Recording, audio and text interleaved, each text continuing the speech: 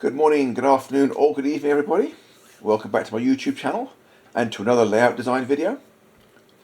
This week's design is for an HO scale railroad, and it has a mid-sized space. Well, mid-sized to me anyway.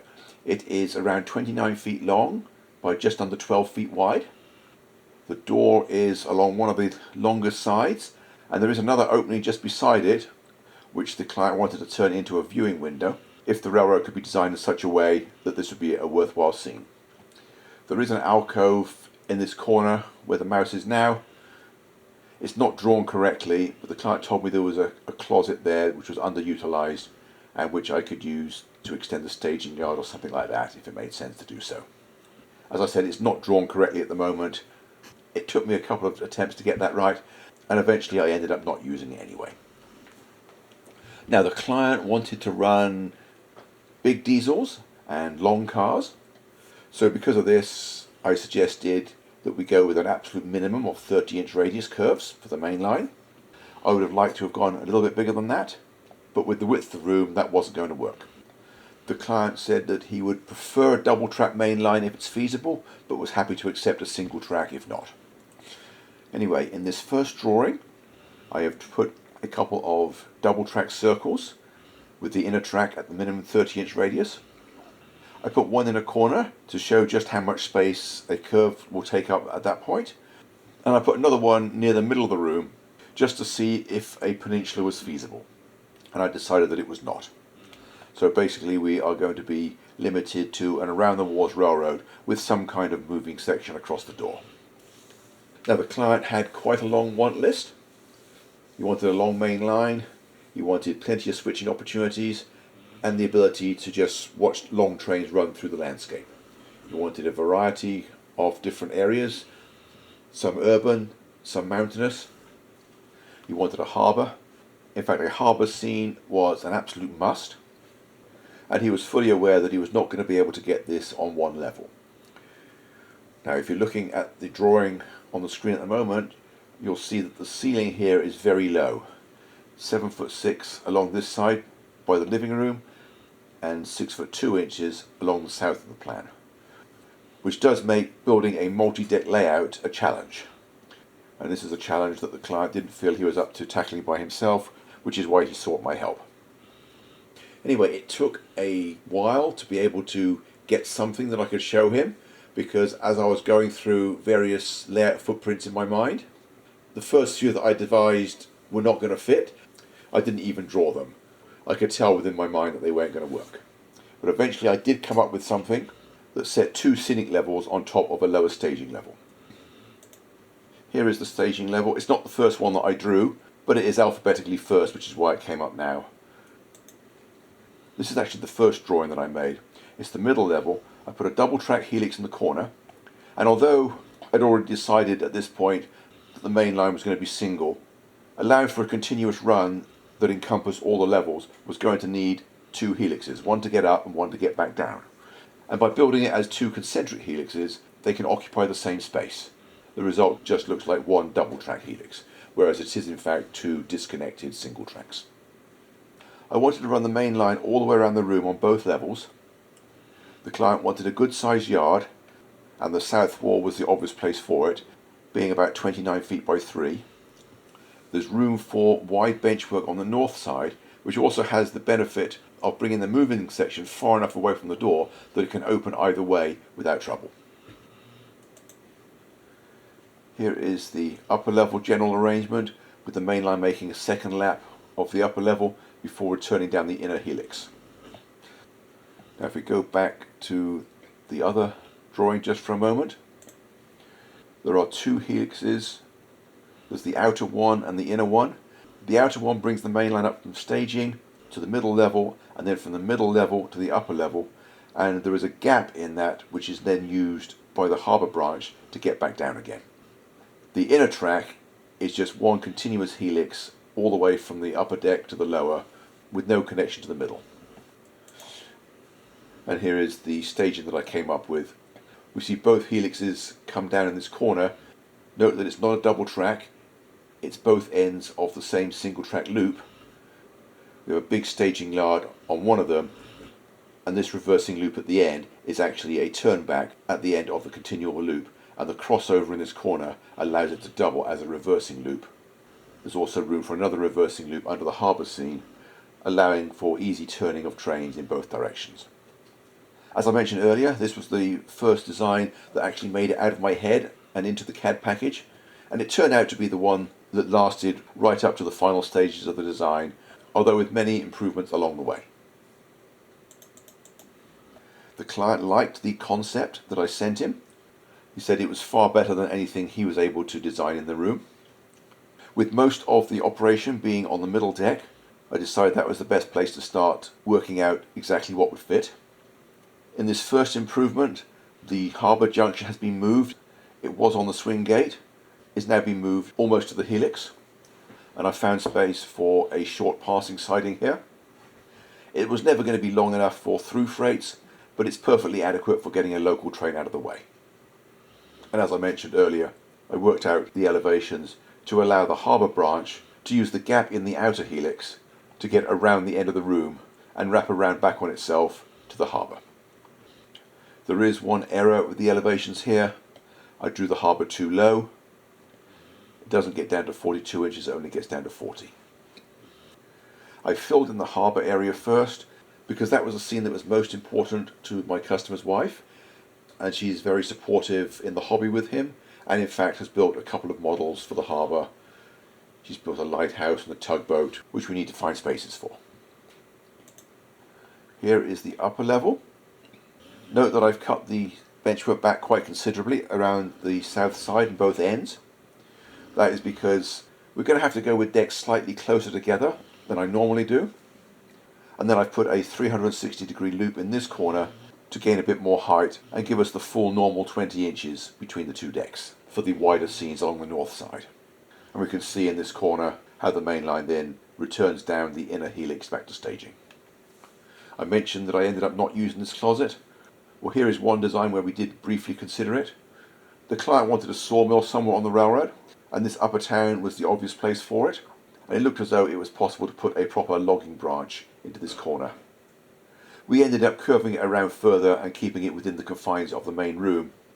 I wanted to keep it from going over the helix as far around this curve as possible to allow me to move this junction to a better location. Going back to the middle level now, the next thing I did was to work out a possible yard area. The client and I had already talked about not trying to squeeze a division point yard into this area, but instead making it a local yard, which would be the headquarters for the various branch lines. His through freights would make brief stops and exchange blocks of cars, which would then be sorted for the local industries and the various branch lines. At this point in the process, the industrial suburb in this corner has now been extended into another fully fledged branch line, increasing the scope for operation, which the client really liked. In the next iteration of the upper deck, we can see the logging line now curving around inside the helix instead of crossing over it, which greatly improves the clearance situation at this point and allows the junction for the short line to be moved to the end of the run round loop instead of tying into the middle. And this is a lot more desirable for operation. In this drawing, the client was especially happy about the scenic treatment for this loop in the corner. As soon as I put it in, he asked if it could remain mostly visible because he liked the idea of a mainline grade climbing around this loop, hopefully with the possibility of longer freights passing over themselves. And actually I was able to arrange staging tracks long enough to do that. Here is another view of the middle level, more or less concurrent with the previous one. This view has the colours left in place to show the straight track, easements and circular curves. I'm also thinking about the structure at this point. This high ridge behind the harbour is able to hide a support post, much as I did at the end of the peninsula on the Sydney project. And also in this corner I specified a power plant with a tall chimney which would be able to support this front corner of the benchwork. The swing gate has had its hinges set back, very much like a swing gate I built for a railroad several years ago, and that allows it to fold completely out of the way of the walkway without restricting the width of this island. And here is the upper deck with all the colours shown. Going back to the lower level now, I mentioned just now that I was able to get staging tracks long enough for through freights to pass over themselves on the loop. Here are the approximate lengths. We can see that there are 2 tracks at 21 feet and 2 at 19, and the circumference of that upper loop is about 16 feet. So there are several staging tracks long enough for trains to cross over their own tails. And as with all my layout designs, I have squeezed in as much staging as I possibly can. I'm recommending a Walther's 130-foot turntable as being a convenient way to access the spare locomotive storage tracks. The 130-footer allows for most 2-unit diesels. And at the other end, I have some auxiliary stub-ended tracks. They're too short for storing whole trains, but still very useful for odd blocks of cars that you don't want to run every session, and which can be used for either lengthening or modifying the appearance of your regular trains. Here is the next version of the middle level, and you may notice at this point that the main yard is a lot wider than it was. I managed to get 3 extra tracks in. The client asked if it was possible to add a few more. I've still kept the slight curve through the yard just for interest. It helps to break up the straight and parallel appearance. At this point there was no intention to add an engine house. We're thinking of just having a couple of tracks for refueling the diesels. Note of course that it's not a division point yard, so the through trains won't change power. This will just be the headquarters for a small fleet of 4-axle diesels for the various switching and branch line assignments. I've gone into some detail with industry suggestions, and the client wrote back and said he really liked my ideas. In this view, I've been trying to make some minor improvements to the track arrangements on the upper deck. The insets show the original arrangements of the places that I changed. First, the mine. I opened out the curve slightly. Originally, I was specifying the fast track 3624 turnouts, whereas in this version, I'm specifying the next size up. And by using more of the diagonal of this space, I was able to add about 4 car length total to the mine capacity. Similarly, by swapping the turnout order in this small interchange yard, I was able to add about 4 car lengths to that one as well. In this version I've made a few upgrades. I've shown my planned treatment for this corner, a city street across diagonal. The ends of it can be hidden by tall structures in front, and the narrow awkward shaped area in the middle can be a city park, which has the twin benefits of making good use of an odd shaped space and also allowing the fronts of the structures on the far side of the street to be easily visible. The other change we've made at this end is extending the engine service tracks into a 2-store engine house. Anyway, at this point the layout design is pretty much done. It's mostly a case of filling in the scenic suggestions, although I did also need to do one more drawing of the staging level. Let's go to that now.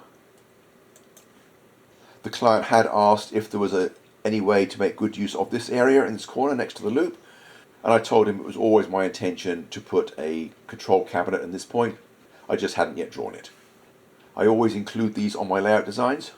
It is generally best to group all the control systems together because it is a lot easier to troubleshoot them that way, and wire is cheap. Anyway, moving on. Here is the middle level with all the scenic suggestions filled in, and you may notice one change. Just as I was getting ready to send this off, I thought of a possible improvement for this corner. Previously, this industry with the corner entry looked a bit forced. The end was too narrow. So by squeezing the curve on the branch line slightly, I was able to spread this area out quite a lot, making it look better, and also as a bonus, allowing this spur into the building to be much longer for storing a lot more cars. Now, I mentioned a long time ago that the minimum mainline radius is 30 inches, although most of the visible curves are larger where possible. All 3 of the branch lines, however, have a 24-inch minimum radius. They will of course only be run by short cars and 4-axle diesels. Even though there's an end loading ramp at this point, the client is going to be running the older 50-foot flat cars with a single trailer rather than the 89-footers with 2 trailers. And here is the upper level with all the scenic suggestions filled in. Note that the access hole in the upper left corner is in front of the backdrop. The backdrop just goes around the outside of the scene. And the trick here is to make sure that the scenery around the front of it is high enough that you cannot see the opening around the back. And with the shape of the benchwork, you can't easily get into a position where you can see this corner, not without leaning a long way over. Anyway, although that is all the track and scenery done, now most of my layout designs end at this point. In this particular design, the structure for the upper deck along the north side of the room was quite critical. So the client asked me for some drawings of that. Here is what I sent him, along with copious notes. I already mentioned a leg from the middle level supporting the end of this section, and also where the backdrop runs across the middle, the intention is to put 2 threaded rods hanging this section from the ceiling. There will be 3 main cantilever beams. I've drawn them in brown, one here, one there, and one there. Now these will be fairly highly stressed, so I've recommended doubling them up from 2 thicknesses of 3/4 inch plywood. And then these benchwork sections here and here can just be hung between them. This joint C is also fairly critical because this corner is cantilevered in both directions. So the bottom of this joist needs to be a very tight fit against the bottom of the main beam, and the 1/2 inch plywood top for the track becomes a structural member which will go into tension as this cantilever is loaded.